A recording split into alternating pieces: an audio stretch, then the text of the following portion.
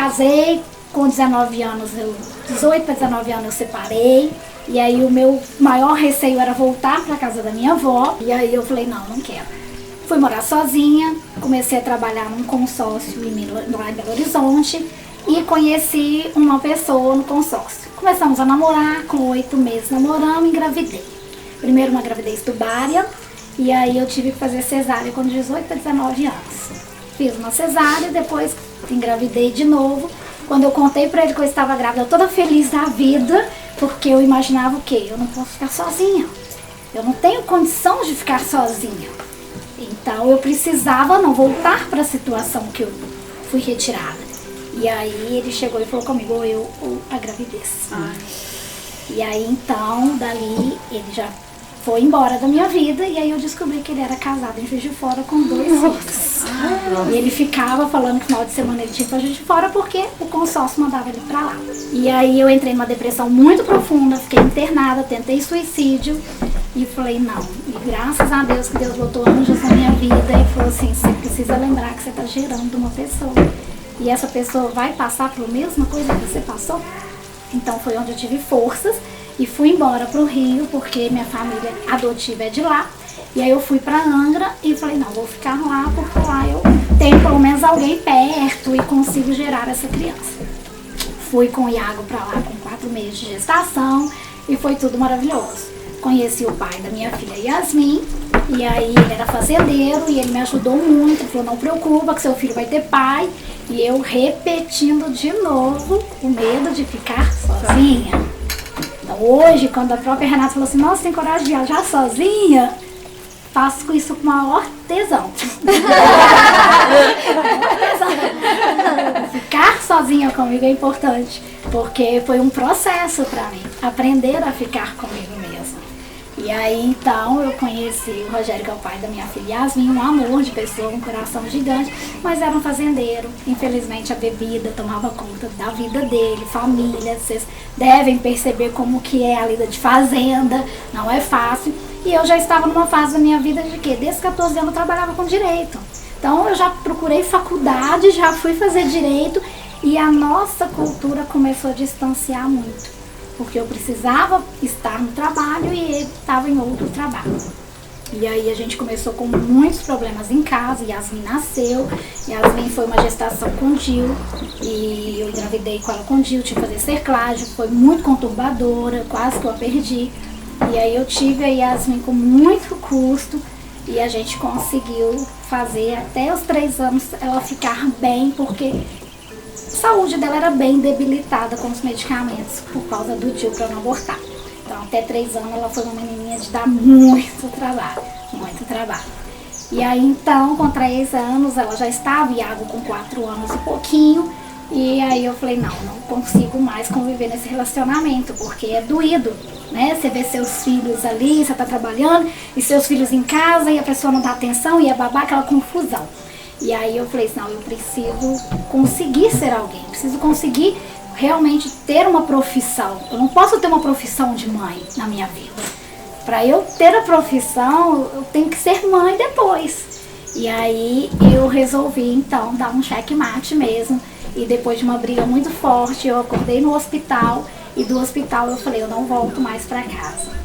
E ali eu chamei a família dele e falei, olha, meus filhos vão ficar com vocês, porque eu não tenho condição de criá-los agora, eu preciso trabalhar e eu tenho que ir pro Rio de Janeiro, que é 150 km de Angra, para acabar de estudar e ser alguém para depois eu ficar com meus filhos.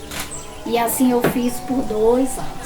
Fiquei fora, deixei meus filhos com o pai, com a família dele. Ai, mas você é louca, ele bebe, ele vai fazer acontecer. Não quero saber. Vou fingir que não vou ver. Final de semana eu pego meus filhos. Pronto, final de semana comigo vai ser maravilhoso, porque o que importa para nossos filhos, gente, não é a quantidade de vezes que vocês ficam com eles, é a qualidade de vezes que você vai ficar com ele. Então, se você está com o seu filho hoje, esteja com ele. Se você amanhã não pode estar, não se culpe, porque você vai estar fazendo o melhor para ele, porque você não teve isso. Então, é sempre buscar dar a eles o melhor que nós tivemos, porque eles não são merecedores da mesma do nosso mesmo merecimento. Então, se eu não tive esse carinho de pai e mãe lá atrás, eu não posso fazer isso com meus filhos. Porque é uma oportunidade que a gente tem de Deus de ser uma pessoa diferente e fazer uma geração diferente. E o pouco que a gente faz, amanhã eles vão fazer melhores. E aí a gente começa a virar a chave exatamente desses traumas, desses núcleos que ficam ali negativos quando a gente nasce, tá?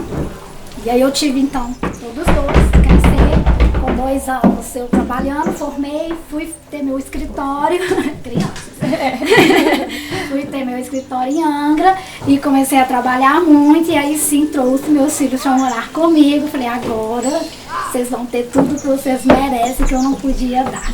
Então comecei ali uma vida realmente de empreendedora, de estar com eles. Sempre gostei da área da estética, eu fui massoterapeuta com 15 anos, fazia massagem com marca de pendurado para pagar a faculdade de Direito, então nunca abandonei essa área. Depois de um certo tempo, eu já no 3º relacionamento, estão contando aí, né? Vou alcançar Fábio Júnior ainda, vocês vão ver. E aí eu conheci uma pessoa 23 anos mais velha que eu e eu achei que eu estava a dona do poder, né? Não, porque, nossa, uma mulher igual você, advogada, escritório e tudo, a espertinha aqui. Falei, então senta aqui. Essa é a conta de água, de luz, condomínio, de aluguel, 2 meninos. É isso mesmo que você quer, né? Tem certeza? Não, é isso, é isso, é isso. E aí, então, acabamos morando junto, era um policial militar, 23 anos mais velho que eu. Só que eu não sabia que ele tinha surtos psicóticos. Meu Deus. Nossa. E aí, novamente, Deus me mostrou, você acha que você está preparada para realmente ter relacionamento que não seja abusivo? E aí Deus me mostrou o que é um relacionamento abusivo na parte mais dolorida do relacionamento abusivo. As questões de agressões, as questões, eu já fui sequestrada por ele, eu já tenho tiro na panturrilha. Então, o que acontece? Foram as últimas elevações, mas Deus permitiu que tudo isso acontecesse para que hoje eu fosse usada por Ele para dar testemunho de vida, que a fé realmente move montanhas. Porque se a gente não tiver fé, se a gente não acreditar na gente, se a gente não se amar, a gente não vai conseguir passar isso pra ninguém, muito menos pros nossos filhos. Porque eu poderia ter sido, nesse resuminho que eu fiz pra vocês, uma mulher, minha avó morava na Pedreira Padre Lopes. Então eu poderia ter sido usado, prostituição, droga, a gente sabe que a facilidade da vida tá muito aí pra todo mundo, mas eu preferi lutar. Eu preferi acreditar que existia alguma situação que me deixava forte. Gente, eu não ia chorar, não. Eu tô segurando também, então. Eu também tô segurando o tempão. A galera da água foi embora. Então, eu falo pra vocês, a gente precisa entender que processos são para ser vividos e são para ser aprendidos. Ah, porque o pai tá assim, com o meu filho tá assado. O problema é dele, o problema espiritual é dele, o problema infantil é dele. Deixe ele, porque uma hora, gente, eu te falo de coração. Meu filho tem 24 anos, minha menina tem 22. Hoje, quando eu escuto da boca dos meus filhos, falando para milhões de pessoas, em aniversários que eu faço, que vocês vão estar convidados para o próximo de Saber Viver, é falar no microfone para aquele menino de assim, a única coisa que eu peço para herdar da minha mãe é o 10% do coração dela pelo dom do perdão que ela tem. O resto eu não quero mais nada. Então você vê que você começou realmente a gerar um legado. Porque poderiam ter sido crianças que viram tudo, participaram de tudo, partiam para cima do padrasto, mas mesmo assim eu conseguia ainda sentar com eles e falar, calma, é um surto que ele está tendo, a gente não precisa fazer isso, vocês não precisam ter mágoa dele, ah, mas tá batendo. Eu tô aqui, não vai chegar em vocês, então enquanto tá comigo, tá perfeito, eu vou suportar, pode deixar, mas eu era literalmente esse escudo para não chegar até eles. E aí eu percebi coisas mínimas, o que eu podia fazer para virar essa chave com eles? Trazendo amor, que foi o que eu tive com a minha família de adoção. Porque eu tive duas situações. Uma família que amava incondicionalmente e tudo era festa e flores. E uma família que amava adoecidamente. Então aonde você quer se posicionar? Amor não traz dor. Amor deixa a pessoa livre. Se voltar, porque a gente conquistou. Senão, porque a gente nem possuiu. Ele sempre diz. O amor é a maior magia desse universo. Então, por mais que as pessoas sejam agressivas, por mais que as pessoas sejam ignorantes, por mais que as pessoas falem duro aos nossos ouvidos, comecem a filtrar. Comecem a filtrar e respira, respira, respira 3 vezes. Senão faz parte de mim. É problema dele. Ai, gente, sem condição. Sem condição, né? E isso acontece muito, não só nessa questão, igual você falou, né? Dessa história linda sua, mas no meio que a gente trabalha, né? Isso Às é vezes pra a gente. Isso é pra tudo na nossa vida. Lógico que o nosso tema aqui é maternidade, mas é pra tudo. E eu sei que cada uma de nós tem hora que dá vontade de soltar um, desculpa tampos ouvidos, não, mas foda-se bem gostoso, entendeu? A arte de liberar o foda-se, né? Então assim, de botar uma roupa e falar, se vira com esses meninos, vão pro shopping. Dá vontade, porque o que acontece? Nós fomos criados, infelizmente, a gente ainda tem muito tabu em relação a isso. Que a mulher que tem que ser o esteio da casa, que a mulher que tem que ser a mãe, que a mulher que tem que ser isso, que a mulher que tem que suportar o marido, que a mulher que tem que lavar, passar e cozinhar, que a mulher... Eu quero matar a mulher que inventou esse trem de que mulher tem que ser igual a homem. Quero saber quem que foi a mulher que inventou isso. Porque eu ainda quero descobrir quem que foi que falou isso, que nós mulheres temos que ser igual aos homens. Gente, Deus fez homem e mulher, o homem tem sua carga e a mulher tem sua carga. Mas quando se fala de casal, quando se fala de uma paternidade, uma maternidade, aqui é meio a meio, é 50-50. Ah, mas os pais não fazem isso. Desculpa, meninas, o erro está em vocês. Exatamente. O erro não é dos papais.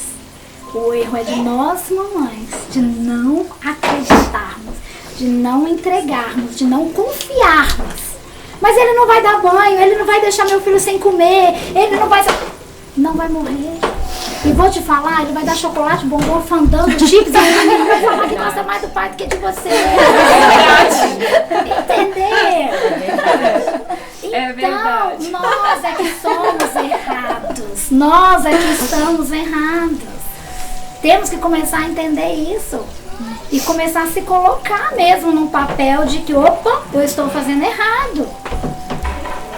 E mas a sogra vai falar, a mãe vai falar, não importa, a sua vida foi uma lá atrás, a minha é outra aqui hoje.